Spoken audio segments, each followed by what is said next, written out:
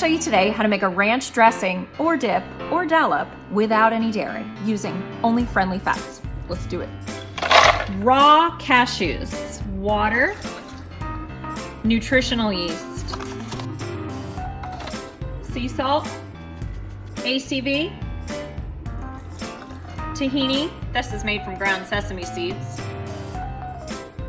garlic, fresh or dried, onion, dried, or a little bit of fresh chives, fresh dill.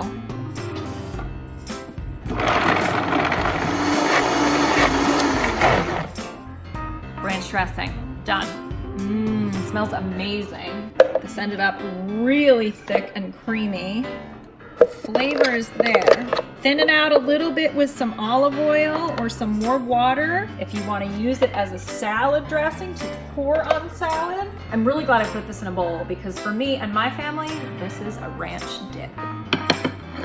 Put that ranch dip with some gorgeous cut fresh veggies. We like peppers, cucumbers, and celery. Friendly fats aren't hard to buy and they're not hard to make into delicious food in your kitchen. Just remember, make it high quality and make it delicious.